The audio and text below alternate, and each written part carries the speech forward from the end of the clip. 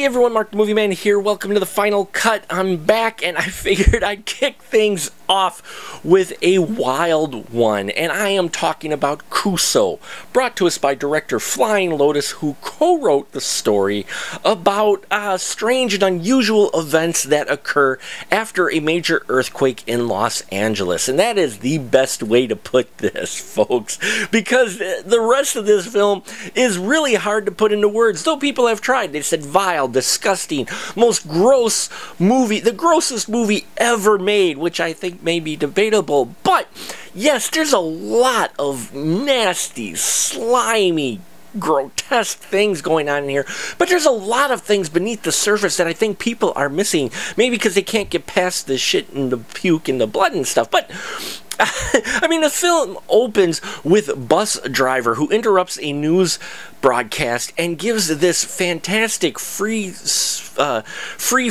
jazz-spoken number, which it just pulled me right into the film. I love jazz anyway, and he did, and I'm just like, wow, okay, we are in for an experience, and an experience you get. Now, there are a number of storylines that slightly intersect. They don't just share the fact that it happens during an earthquake. There's things that are related in this. So these multiple storylines that which we have about 4 stories, I believe, in here, all kind of connect either loosely or directly. And I liked that. I liked that interconnection. And I liked also that they were kind of their own stories and you weren't ever sure where this film was going to go. Now, as far as visuals go, lots of practical, slimy, gross, disgusting effects in this film that are going to barrage your senses and make you question some things in life and some choices, maybe. I'm not sure, but I was impressed by the amount of practical effects in here. And then there's some art in here as well, some animation,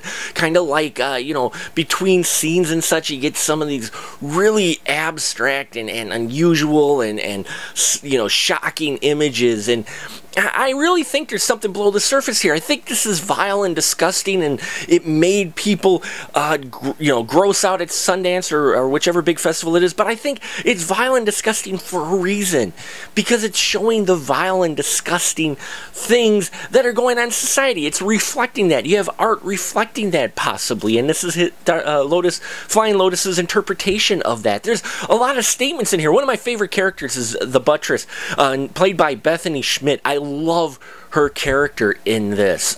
Just this really tough woman, and she's living with these really big fuzzy characters from, I think, another dimension or from death or wherever they're from, with a TV screen faces, which I'm sure is, you know, there's symbolism there as well. And a lot of the dialogue going on in here, really, you gotta pay attention. It's a film that some of you out there will have to probably watch multiple times to even catch most of what's going on underneath. Now, I may be off. Maybe Flying Lotus is just making something, some art piece, and it's just being grotesque for that sake, but I don't think so. I think there's a lot more going on in here. This is truly an art house picture pick that is not going to be for everyone. Not at all. And you will not look at George Clinton the same way ever again, I assure you, after watching this. But if you're looking for an unusual, surreal, grotesque experience that is making social commentary while making you ill, then you may want to check out Kuso. I've got to watch it again because I know I missed stuff the first time. Featured exclusively on Shudder yet, I do believe.